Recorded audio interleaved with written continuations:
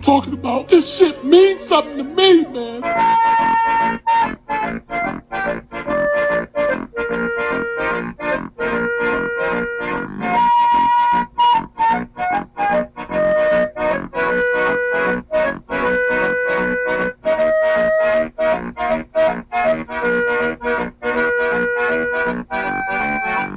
just can't do it. I can't take this shit no more.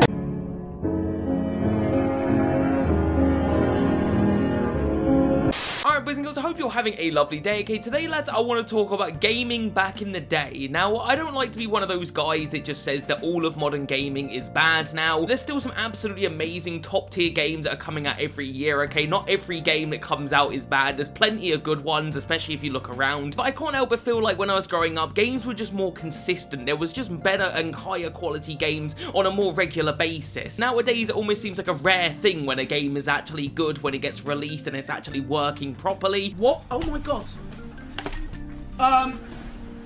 Whoa, what? Whereas back in the day, you didn't really have to worry about any of that, okay? Games were released and they always usually worked, maybe the odd glitch here and there, but nothing game-breaking. They were just delivered at a much higher standard than they are today, I felt like. So I thought today I would just go through things that I miss about old gaming, you know, back in the day when I was growing up. I'm pretty much exclusively going to be talking about the PS1 and PS2 era, because that's just kind of what I grew up on. I know a lot of you guys would have grown up with N64s and original Xboxes and stuff like that, GameCubes, that sort of thing, but all I grew up with was the PS1 and PS2 pretty much. I did have a DS, but I just want to keep it to PS1 and PS2. Okay then boys, let's get straight into things, okay? And I want to start off by talking about how back in the day, I felt like you just got more for your money. Not necessarily about the game itself, but just the overall package of buying and purchasing a video game. Nowadays, when you buy a game, you pay like 70 odd pounds for a game, and a lot of times it's just a digital download. Obviously, if you care about collecting physical like I do, you'll get the case and the game, obviously, but that's it. That's all you'll get. Back in the day, I just felt like you would get more bang for your buck. Like, for one, you would have manuals, which I completely miss, you know. I miss having manuals. I'm not the kind of person that, like, collects old games and they have to be complete in box, you know, but I do like to have most of my games complete, especially when the manuals are really good. Like, I want to highlight this Manhunt here. This game is a fucked up game, okay, and the manual is just about as fucked up as the game is. Like, even on the back cover, it's got, like, a fake advertisement for, like, a snuff film. It's completely messed up, and the manual is just, like, it's freaking awesome, guys. If you're a fan of this game, then you need to have this game complete in box, okay, because you can't miss out on this manual. It's like it's almost like a catalog. It's just awesome. And then you've got other manuals like this one for Genji here. Now, I think this game is super underrated. I absolutely adore this game. And this manual is absolutely incredible, okay? First of all, it's like landscape on the front, and it's just got beautiful artwork. You open it up, and it's just got incredible artwork throughout. It's got different character bios as well, and it's just a really nice and crisp manual that I really like, okay? So sometimes you'll get manuals that are just absolutely 10 out of 10, and those are what I miss. Obviously, there were times when you have manuals and they weren't anything special, you know, they'd be black and white and pretty boring. Those did exist, but I just miss manuals like these two, you know, that are really, really amazing to look at. You know, you would pick up a game, you know, from a store, and you'd be on your way home in the car, and you'd just be flicking through it and looking at all the amazing artwork. I miss that. So yeah, not only did you get manuals back in the day, lads, but you even sometimes occasionally would get a little bit more. I want to highlight this Silent Hill 2 here, which is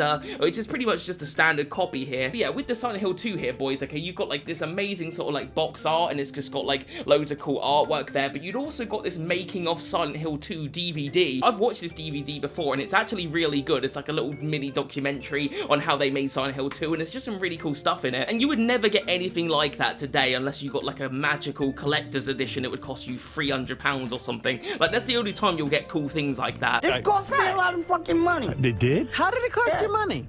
Cost me at least fucking $5 grand. Really? So yeah, I just kind of miss that, you know, about old gaming, is you'd pick up a game and you just felt like you got more for your money. Nowadays, you get like a cheap, flimsy case, and then you get a disc, and that's literally it. Maybe if you're lucky, you'll get like a pamphlet. Like, for example, I've got this Star Wars Jedi Fallen Order. If I open it up, you literally all you've got is EA access and this thing. Like, that's it. Like, that's all you get. I don't even want these. Okay then, boys, the second thing I miss about old gaming is couch co-op, okay? This is is pretty much just completely gone now. Nowadays, if you want to play with your friends, you're going to pretty much play online multiplayer, okay? You're not going to sit on a couch with your mates like you used to. Back in the day, I would just bring my memory card and controller, go over to my mate's house, and we'd just be having a ton of fun, you know, together, you know? It'd be a proper social, like, thing. Nowadays, you've got a headset and you'll be playing online, and it just doesn't have the same feeling, in my opinion. I just miss, like, the days when I would, like, go around my mate's house and, you know, you'd be playing Star Wars Battlefront 2, or you'd be playing Lego Indiana Jones or something, and it would just be an absolute blast. And I honestly don't envy, like, kids growing up nowadays, because that's pretty much all they're gonna know. They're not gonna know the magic of being able to sit with your mates, you know, you'd be hitting the snacks, and you'd just be chilling on the sofa and just playing games. Like, I miss those days. You'd be staying up way later than you should be, you'd be drinking, like, 35p energy drinks. I don't know, this is just me talking here, this is just nostalgia to me. But yeah, I just had a blast playing with my mates, like, in person, not online, in person. I miss that. Another thing that I don't like about modern gaming is that games just happen to be broken way too fucking often. There are so many new releases that from day one, they just do not freaking function, and it's just like, it's beyond a letdown. Like, the most recent modern game I bought was the Star Wars Battlefront collection. I was super hyped for that because I absolutely adore Star Wars Battlefront 2, and the game was broken from minute one, and it's like, I just don't even want to play it anymore. Obviously, I did like a video on it at my first impressions, and I was a bit more forgiving of it because I honestly thought that they would just patch it within a few days and it'd be all good, but it's still pretty broken, and it's just like, I don't even want to play it. My disappointment is immeasurable, and my day is ruined. Back in the day, this just wasn't a thing, you know? You wouldn't have games that were this broken. Like, maybe there was the odd glitch here and there, but they weren't fundamentally broken from the ground up. But because modern games can be patched later on, it almost feels like every game starts off broken, and then eventually,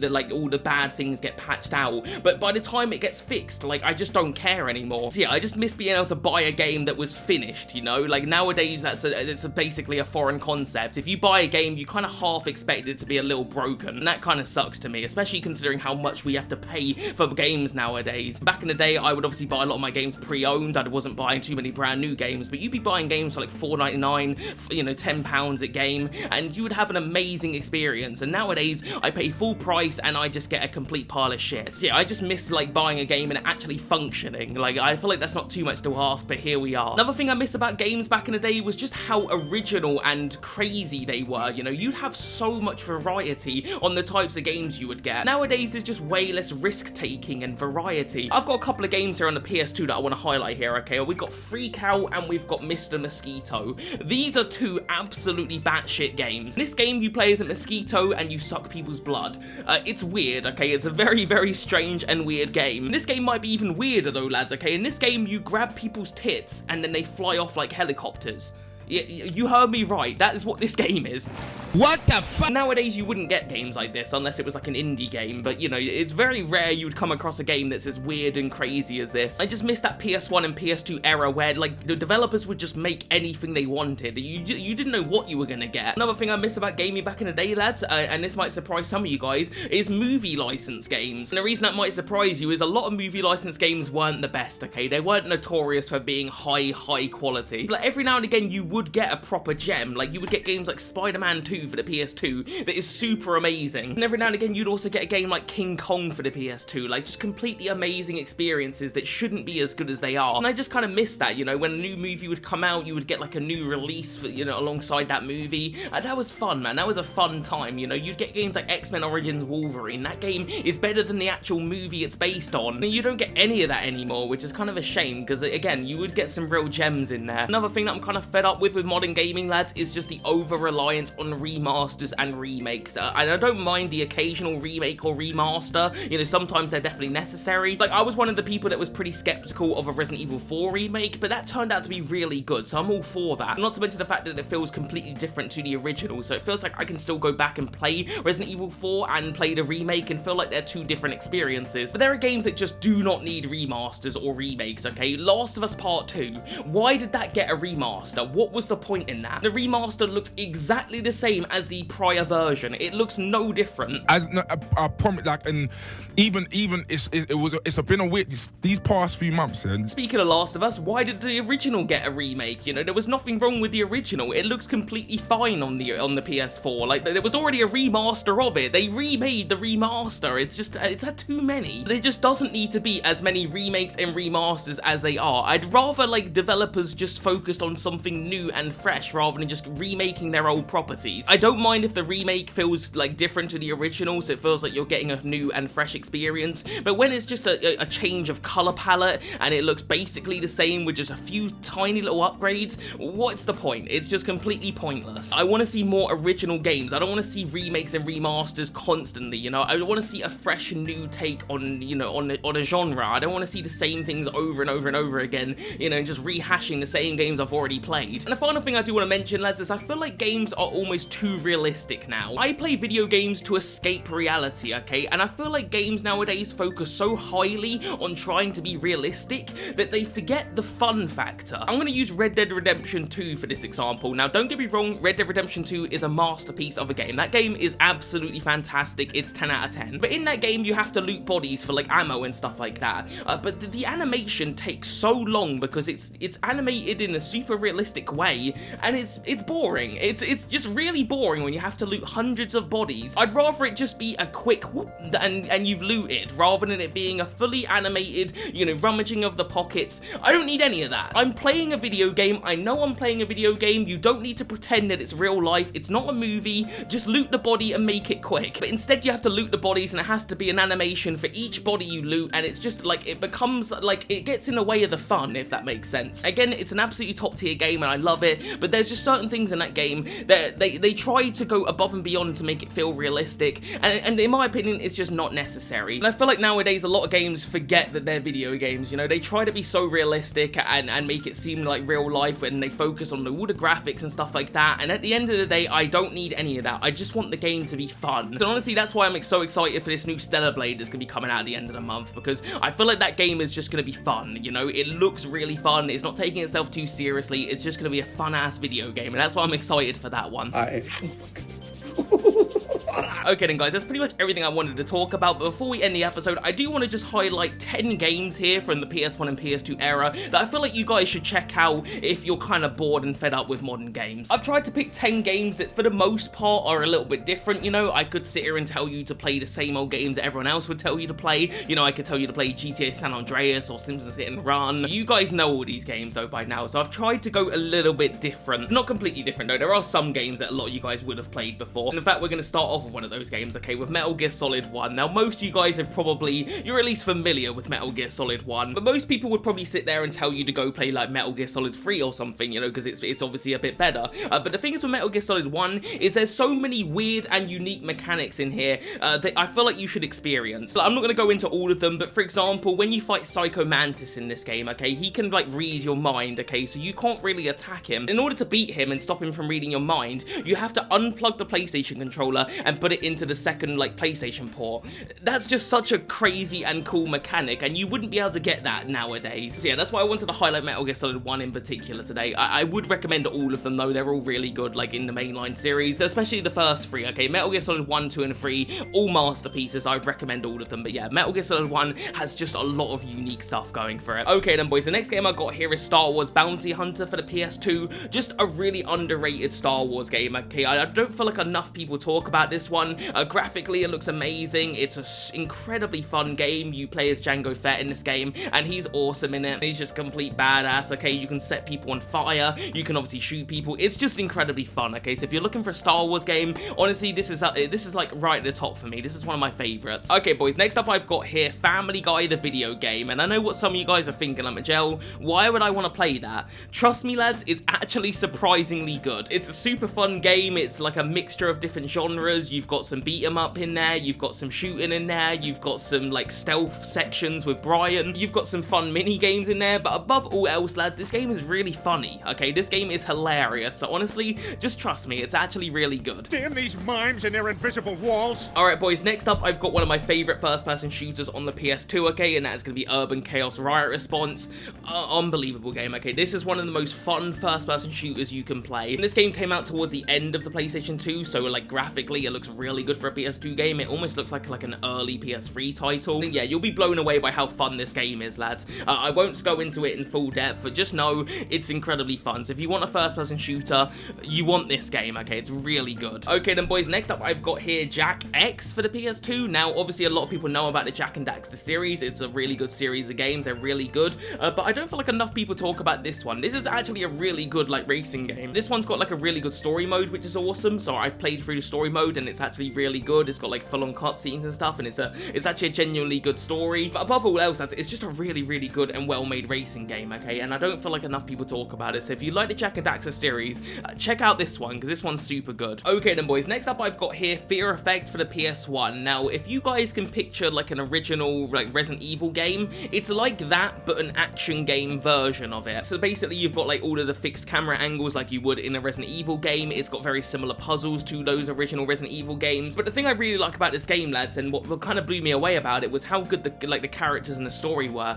I really, really loved the story here, and the characters were just amazing. I also really love the art style to this game, okay? It's got a really unique art style that you just don't really see that often nowadays, so I really, really love that. So yeah, this is a super good game, lads, and again, I don't feel like enough people talk about it, so if you've got a PS1, you definitely need to check out Fear Effect. It's fantastic. Alright then, boys, next up we've got one that I'm sure a lot of you guys have played before, but I feel like I have to mention it anyway, and that is Burnout 3 Takedown. And the reason I wanted to highlight it is that you don't see arcade racers anymore. Like, what happened to arcade racing? Like, I never see them anymore. I always see simulation racing games like Gran Turismo and stuff, but you never see, like, good old school arcade racers. And Burnout 3 is a definition of a good arcade racer. And this game is not realistic in the slightest. It's got exploding cars, it's batshit crazy, it's got a banging soundtrack, it's so fun to play, and it's just like the perfect example of a good arcade racer. So if you like your arcade racing, lads, and you haven't played Burnout 3, you gotta play this one. Okay then, lads, next up I've got Zone of the Enders for the PS2. This is an absolutely amazing game. It's got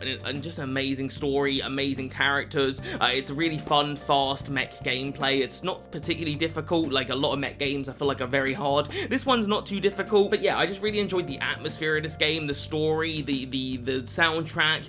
It just has about everything, and it's just a really, really good game that I feel like a lot of people sleep on. So yeah, play Zone of the Enders, because it will not disappoint you. Okay then, lads, next up we've got a super unique 2D platformer here, okay, and that is going to be Skull Monkeys for the PS1. Just a really, really bizarre and weird little game. And the art style here is super weird and unique, lads. It's completely clay animated, so it's almost like you're playing as little Play-Doh figures. And there's some absolutely crazy and weird boss battles in this game that you will not see anything like in any other game. It is just purely unique in that regard. And also it just has some really, really difficult and hard platforming, okay? This is not an easy game, lads, and it's a super tough one. So if you like a hard, challenging platformer, you need to check out Skull Monkeys, okay? Because this game is amazing. Okay, the boys, the final game I've got for you guys is going to be Scarface: The World Is Yours. Really, really good game, lads. This is one of my favorite PS2 games, no joke. And the Scarface movie is probably in like my top 3 movies of all time.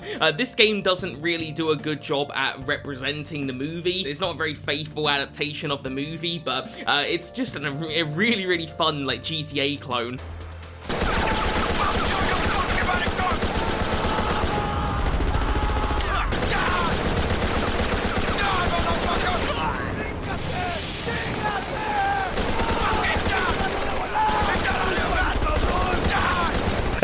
This is the best game ever! I honestly actually prefer this game to a lot of the GTA games, and the main reason I enjoy it is the drug dealing, okay? The drug dealing in this game is so fun, and I know that sounds really bad, I know. But yeah, when you jump into like a boat and then you grab like loads of cocaine, you've got the cops on you, and you've got to get that cocaine and store it into warehouses and then deal it. Like, all of that's really, really fun. On top of that, it's just an incredibly fun third-person shooter. The driving mechanics are super fun and arcadey, and it's just a really, really good one, lads. You should definitely play this. Okay then, boys, I think that about wraps up the video, okay? I just wanted to talk about what I missed about old gaming and stuff. I just wanted to talk about a few things that I missed about gaming when I was a kid, and I just wanted to, you know, talk about it with you guys. And I'd also love to know in the comments some things that maybe I missed, you know, because I haven't talked about absolutely everything about modern gaming that sucks, so I would love to know in the comments, you know, some of your guys' opinions. Other than that, though, lads, subscribe here if you're new, and I'll see you guys in the next one, alright? Peace.